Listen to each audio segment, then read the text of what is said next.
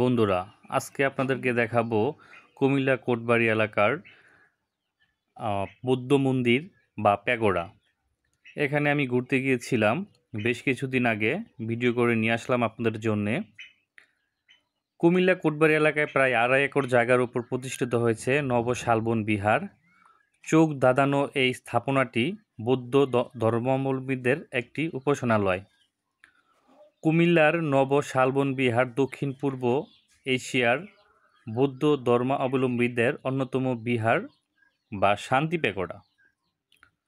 নব শালবন বিহারের প্রবেশদ্বার হইতে বাঁ দিকে রয়েছে সোনালী রং এর 6 টন ওজনের 30 ফুট উচ্চতার বিশাল প্রার্থনার বৌদ্ধের মূর্তি।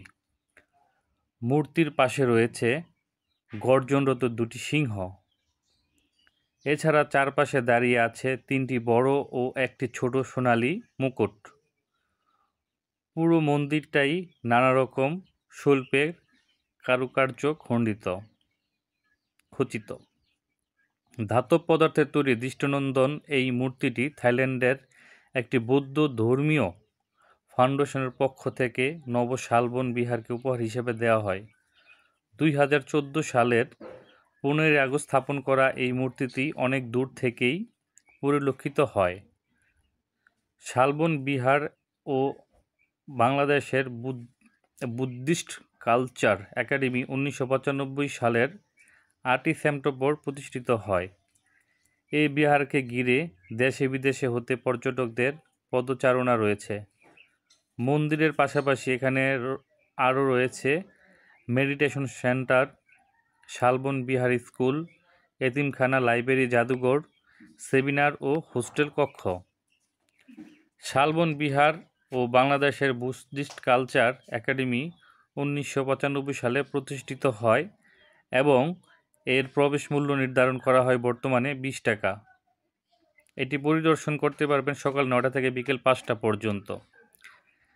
সবচেয়ে ভালো কথা হলো এখানে যাতায়াতের যে ব্যবস্থা হলো, ঢাকা চিটাগাং রোড হাইওয়ে থেকে বিশ্ব রোড থেকে সিএনজি বা অটোরিকশা করে কোটবাড়ি যেতে পারেন। আজকে আপনাদের যা আমি দেখাবো তা হলো এই মন্দিরের ভিতরের অংশ।